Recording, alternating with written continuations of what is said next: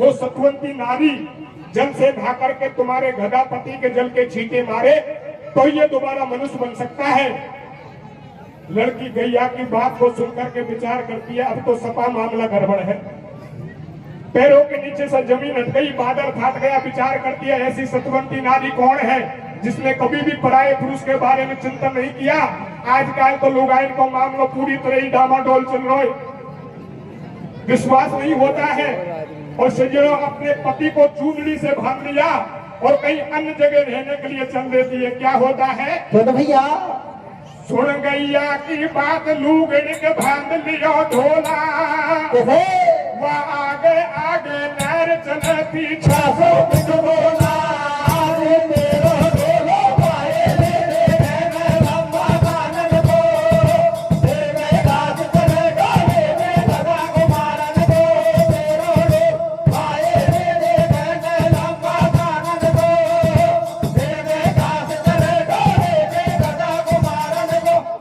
गदापति को लेर संग में आगे आगे जावे, पीछा से ढोला चले गेल में बापू न समझावे। मेरी सुनो गदापति देवा तेरी खूब बजाऊं सेवा, रूस को हम सुबह करतार करो मत चिंता पण भरतार। तुमको नवाबाद में नहाऊं पाछे हरियल घास खवाऊं, कछुई काम कराऊं तो पे और जितनी सेवा होए बजाऊं ढोला तेरी मुंह पे। करती जावे बाप गेल में पूरी भूख की आई, वहां चले बंद को काम पटक नहीं माटी मरद लुगाई। चल तो देकर काम नार ने निजमन में न खाई है, या गदापति तो घास खाए पर मोकू तो रोटी चाहिए। चल तो देख नरेगा को काम दिखा दियो में अपनो नाम। रोजीना की बात पति की सेवा खूब बजावे और पूरी सेवा कर कर पति को धंधा पे लावे। बापू भांग पेड़ के देवे, गदा को तनक काम नहीं लेवे। इतनो देकर हाल नारे को सबको अचरज होवे, या को मोटो घाटो गदा परंतु खुद को माटी ढोवे। प्यारे बंधु वो लड़की एक राजा की नगरी में पहुंच गई। राजा की नगरी के बाहर नरेगा का काम चल रहा था, सब लोग बंद की पार कर रहे थे। लड़की विचार करती है मैं मेरे पति का तो घास खिला खिला के पेट भर दूंगी, लेकिन मेरा पेट कैसे भरेगा, काम के बिना कोई रोटी नहीं देता। यह अच्छा मौका है, मुझे यहाँ कुछ काम धंधा करके समय पास करना चाहिए। प्यारे बंधु लड़की वही काम करने लग जाती है, लेकिन वहाँ काम करने वाले और लोग लुगाई विचार करते हैं लड़की का इतना ताजा गधा हो रहा है, लेकिन गधे को काम में नहीं लेती। गधे को पेड़ की छाया में बांध दिया और खुद दुबली पतली होती हुई झक दोपहरी में माटी ढोने का कार्य कर रही है। ये तो अच्छी बात नहीं है। लोग क्या विचार करते हैं कैसे भैया गधो तो पहले ही वो तो खूब चला गई, या को हरी हरी दूब, या छोरी तो पागल होगी, या की हया शर्म खाक होगी। न्यो बतलावे लोग लुगाई और हमको ऐसो लगे प्यार में कालो है कछू भाई। लोग कहने लगे हमें तो ऐसा लगता है कोई ना कोई दाल में काला हो। कुछ लोग कहने लगे भैया दाल में काला नहीं है, यहाँ तो पूरी दाल ही काली हो रही है। ये लड़की तो गधे से ऐसे प्रेम करती है मानो इसके पति देव हो। तो लोग क्या विचार करते हैं कैसे भैया ये खा तो राजा भोज बता खा गंगू तेली को, और या छोरी को गधा लगे जन तेरे सवेरी को।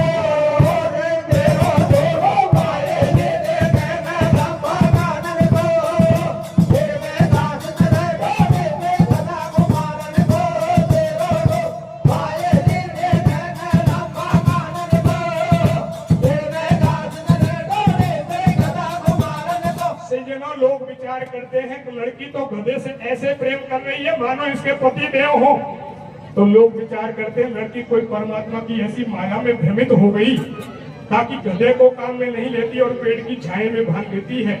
ये तो माया का मामला है, माया के आगे तो किसी की पेच नहीं चलती।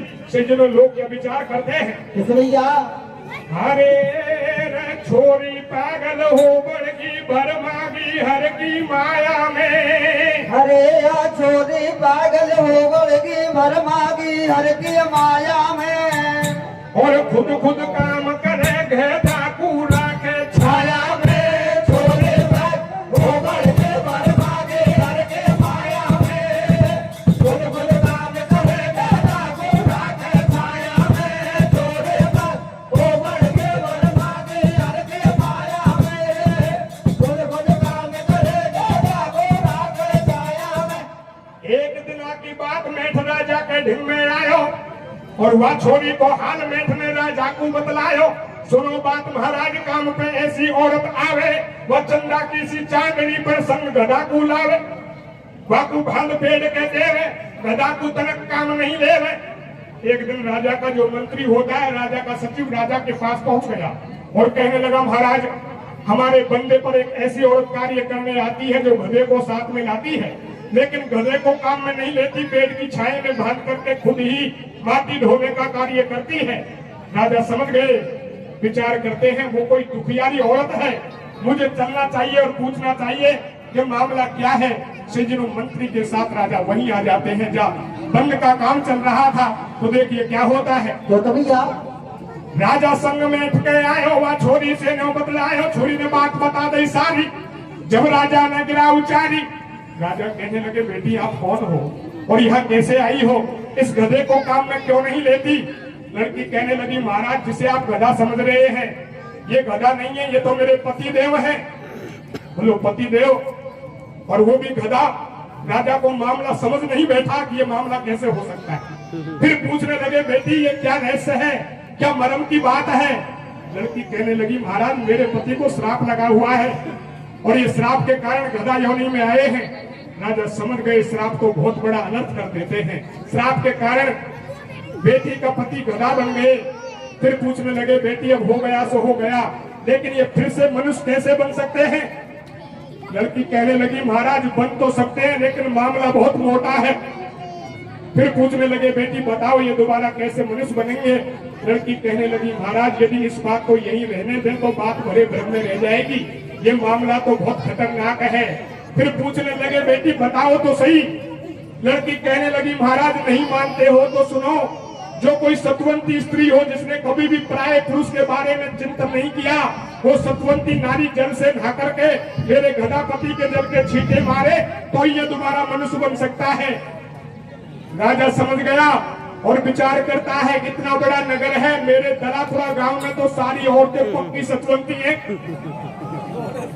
राजा ने काम को बंद करवा दिया और लोगों को लेकर के नगर में आ गया।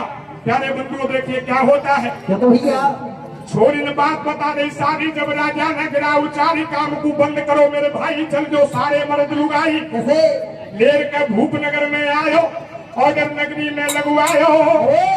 ये ऑर्डर दे दियो भूप ने, सो पिटवा दे डोंडी। कैसे तुम सुनो सजन दे ध्यान बात आवेगी आओ।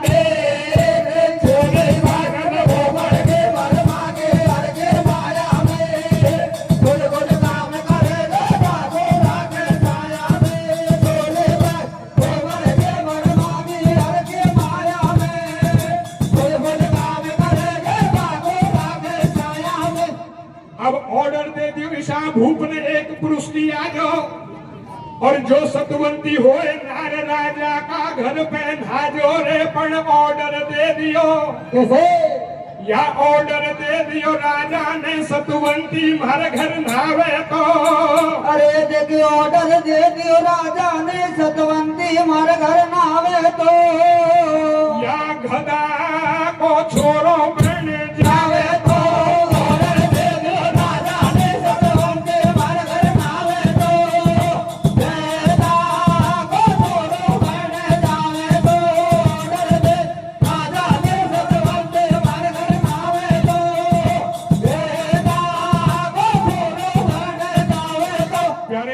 राजा ने ये आदेश कर दिया गांव में नगर में, भाई जो कोई सतवंती स्त्री हो जिसने कभी भी पराये पुरुष के बारे में चिंतन नहीं किया, वो सतवंती नारी मेरे महलों में आके नहा करके इस गधा के जल के छींटे मारे ताकि ये दोबारा मनुष्य बन जाए। प्यारे बंधुओं, राजा के आदेश को सुन के सारे गांव में हड़कंप मच गया। लुगाइयां विचार करती है, बहन ये तो मोटी समस्या पैदा हो गई, ऐसी सतवंती नारी कौन है जिसने कभी भी पराये पुरुष के बारे में चिंतन नहीं किया। से दिनों लुगाइयां इकट्ठी होकर किस तरह से बातचीत करती है, क्या होता है नगर में। तो भैया भेड़ी होके सभी लुगाई गरियारा में बोली, अरे कुर्सी लागे सभी एक ने दिल की घुंडी खोली। एक तो मैटर को समझ के पीछे हटने लग गई, विचार करती है या तो बहुत संगीन मामला है, मेरी पेट नहीं खाने वाली।